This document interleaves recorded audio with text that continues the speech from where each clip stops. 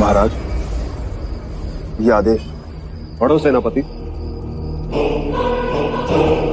कौशल नरेश महाराज प्रसन्नजीत का यह विजयी अश्व जिस जिस राज्य में यात्रा करेगा उस राज्य को कौशल का आधिपत्य स्वीकारना होगा। अश्व को रोकने का अर्थ कौशल की सेना से युद्ध करना होगा, अर्थात अपना अस्तित्व मिटाना होगा।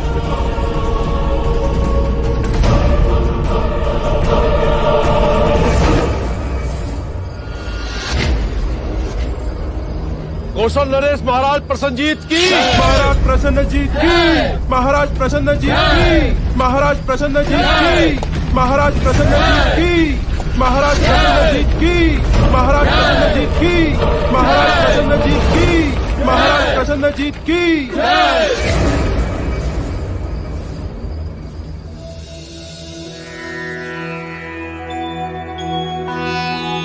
गुरुदेव,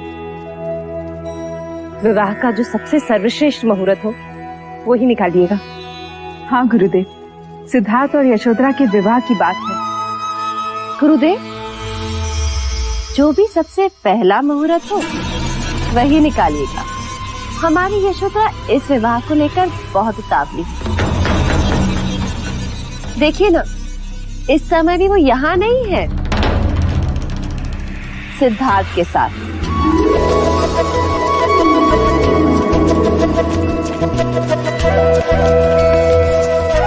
सिद्धार्थ, क्या कर रही हो बेटा? तुमसे बदला ले रही हो। अरे वो तो पैसे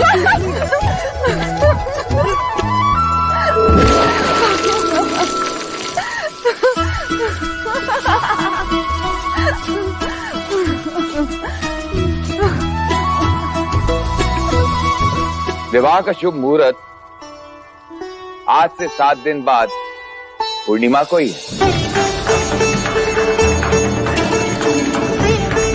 बधाई हो, बधाई हो, बधाई बधाई हो महाराज, बधाई हो, बधाई हो दीदी, बधाई हो, बधाई हो, बधाई बधाई हो महाराज, बधाई बधाई।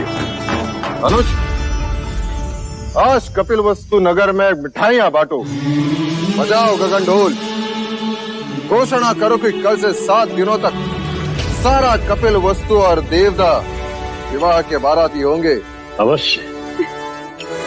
ऐसा आमंत्रण तैयार करो कि भारतवर्ष का कोई भी राजा युवराज के विवाह में आने का लालच रोक न सके। इस बार कौशल नरेश प्रसन्नजीत, मगध नरेश, महाराज बिंबिसार और वैशाली के लिच्छवी सारे एक साथ कपिल वस्तु के अतिथि होंगे। बधाई हो।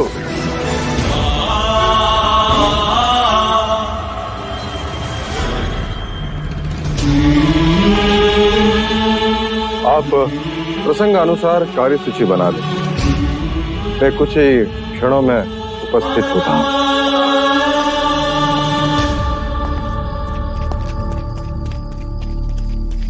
महाराज, गुप्तचर आर्यक का प्रणाम स्वीकार करें। आर्यक, क्या समाचार? महाराज, समाचार अशुभ है। कौशल नरेश प्रसन्नजीत ने अश्वमेघ यज्ञ पूर्ण कर लिया और प्रयत्न पूर्वक उस अश्व को शाक्य गणराज की ओर धकेला जा रहा है। कोई पर्याय? केवल 2, या उनके आधिपत्य को स्वीकार करें या फिर युद्ध। तो फिर युद्ध ही होगा। अपने गुप्तचरों को चौका न करो और उनके अश्व की दिशा पर हर समय दृष्टि बनाए रखो। इस समय उनका अश्व कपिल वस्तु से कितनी दूरी पर? 7 दिवस की दूरी पर है महाराज। 7 दिवस। विवाह का शुभ मुहूर्त आज से 7 दिन बाद पूर्णिमा को ही।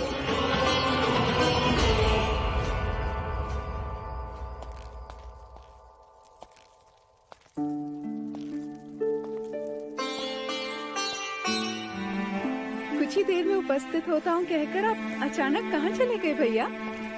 हम सब कब से आपकी राह देख रहे थे। हमने तो सिद्धार्थ के विवाह की सारी तैयारियां भी कर ली हैं। हाँ भाई महाराज, इतनी तैयारियां हो चुकी है कि यदि वो दोनों यहाँ होते तो कदाचित हम उनका विवाह ही करा देते।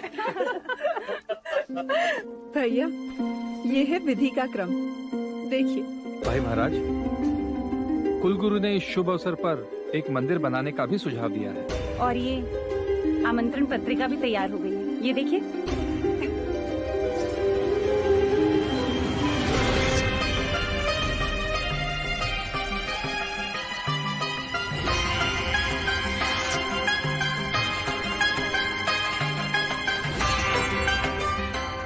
देव, आमंत्रण विवाह का नहीं, युद्ध का होगा। स्वागत के स्वर नहीं, युद्ध के नगाड़े बजेंगे।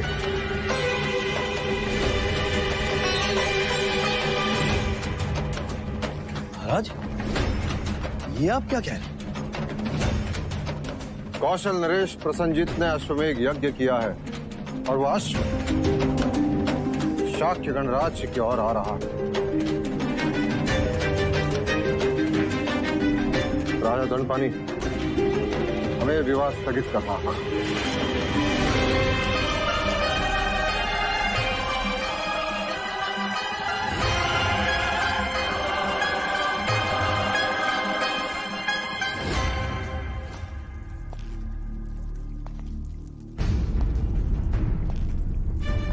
भाई महाराज, क्या प्रसन्नजीत का अश्व शाक्य सीमा में प्रवेश कर चुका है?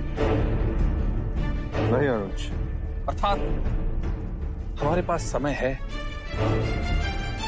हाँ महाराज, ये भी तो हो सकता है कि वो अश्व कपिल वस्तु की सीमा में प्रवेश करे ही ना। फिर तो हम सिद्धार्थ और यशोधरा का विवाह कर सकते हैं। हाँ, वैसे भी विवाह को पीछे धकेलना अच्छा नहीं, फिर पता नहीं कब क्या हो जाए। जब निर्णय लिए जा रहे हो मंगला, तब दूसरों के मन में दुविधा उत्पन्न करना अच्छी बात नहीं। अमिता, मैं तुम्हें वचन देता हूं, विवाह होगा, अवश्य होगा, धूमधाम से होगा, परंतु युद्ध के पश्चात। युद्ध में कोई अनहोनी हो गई तो फिर से स्वयंवर तो नहीं होगा ना? और फिर यशोधरा का हाथ कौन थामेगा? मंगला दीदी, यदि आप शुभ नहीं बोल सकती तो अशुभ भी ना बोले। लो, अब अपने ही अपनों की चिंता नहीं करेंगे तो कौन करेगा? यदि आपको मेरी बात इतनी बुरी लगी तो अब से मंगला कुछ नहीं बोलेगी, बस चुप रहेगी। वैसे चाहती तो मैं भी यही हूँ कि ये विवाह रुक जाए। अपनों से कहकर हम विवाह को स्थगित कर सकते हैं, शत्रु से युद्ध नहीं। आप विचलित ना हो भाई महाराज, हम सब आपके निर्णय के साथ। हाँ महाराज, यशोधरा अब आपकी हुई, हमें कोई आपत्ति नहीं है, आप चाहे जब विवाह करें। तो ये निश्चित रहा, विवाह होगा परंतु युद्ध के पश्चात। अनुज, महामंत्री से कहकर कल शाक्य राजाओं की बैठक बुलाओ। अवश्य भाई महाराज।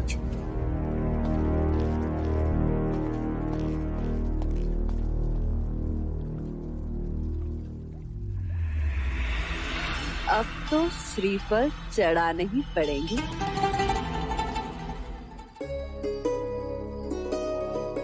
सिद्धार्थ,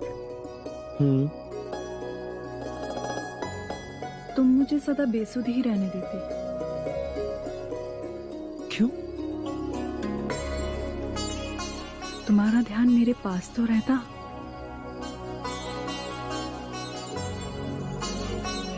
मैं तुम्हारे पास ही हूँ गोपा। पर ध्यान वो कहाँ है? वो तो कभी किसी पंछी के पीछे, कभी किसी सितारों के साथ, तो कभी किसी ब्रह्मांड में। ना जाने कहाँ कहाँ खो जाते हो। सच कहूं, मैं स्वयं भी नहीं जानता।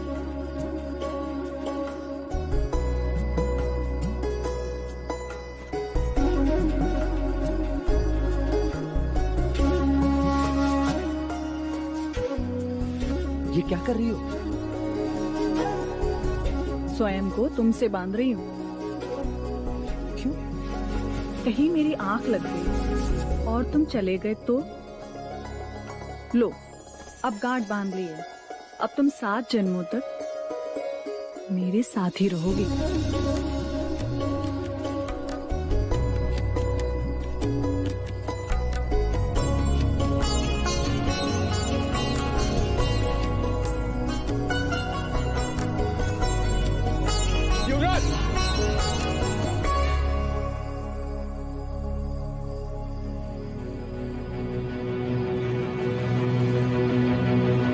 युवराज,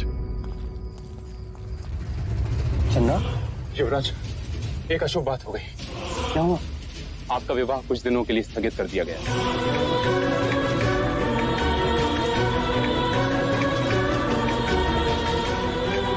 पर क्यों?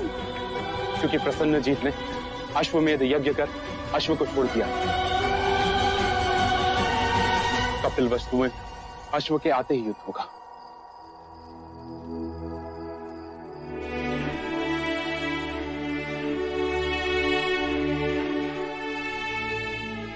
गोपा, सब कुछ ठीक हो? कुछ मत कहो सिद्धार्थ, मैंने तो तुम्हें 7 जन्मों के लिए बांध लिया है। अब विवाह हो या ना हो, देखो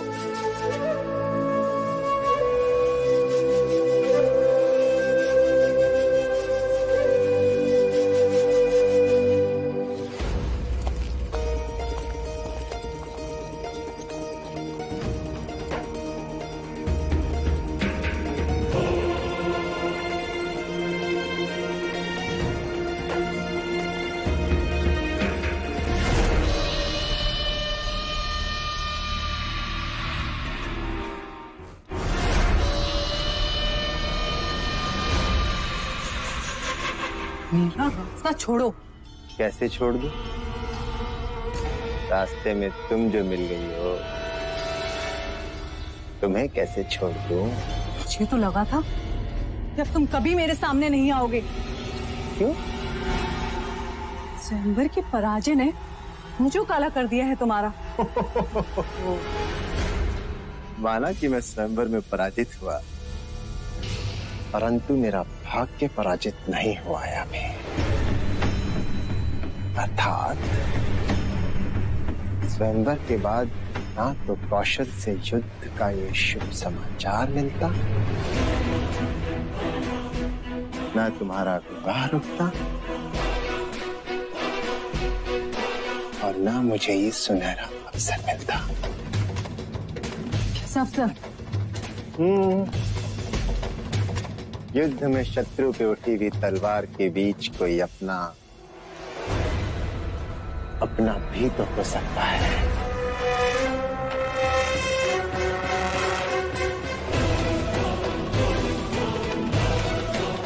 हो सकता है ना?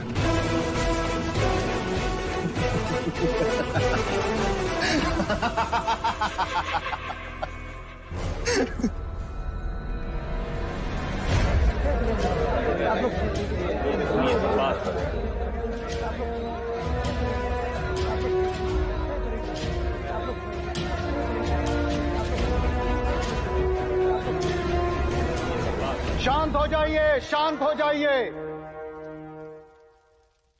हम पहले केवल एक ही उत्सव मनाने वाले थे, परंतु मां अभ्या की कृपा से अब हम 2 उत्सव मनाएंगे। एक प्रसन्नजीत को पराजित करने का और दूसरा सिद्धार्थ के विवाह का। वैसे आप सारी परिस्थिति से अवगत हैं। यदि प्रसेनजीत हमारी देश की ओर देखेगा तो उसे मुंह की खानी पड़ेगी। हमें एक होकर युद्ध करना होगा और उसके अश्व को रोकना होगा। और उसके अश्व को ना रोका तो उसका अर्थ ये होगा कि हमने कौशल का आधिपत्य स्वीकार कर लिया। हमारे पास केवल 2 ही पर्याय है, कौशल का आधिपत्य स्वीकार करे अथवा उनसे युद्ध करे। महाराज, कौशल हमसे अधिक शक्तिशाली है, उसके पास हमसे अधिक शस्त्र है, अधिक सैन्य है और अधिक अश्वबल भी महाराज। परंतु हमारे जैसा साहस नहीं। हमारा एक एक शाक्य योद्धा उनके 10-10 योद्धाओं पर भारी है। मेरा प्रस्ताव है कि हम सबको शांत होकर इस पर विचार करना चाहिए। महाराज, यदि हम प्रसन्नजीत की मित्रता स्वीकार लें तो? मित्रता या पराधीनता? नहीं चलेगा।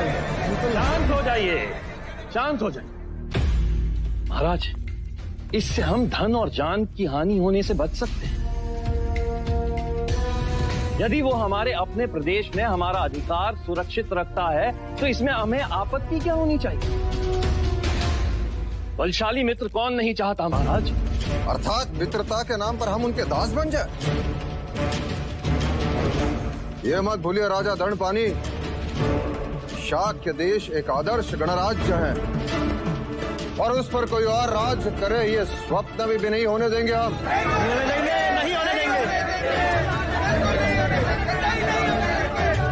क्या आपको युद्ध से भय लग रहा है राजा दंडपानी?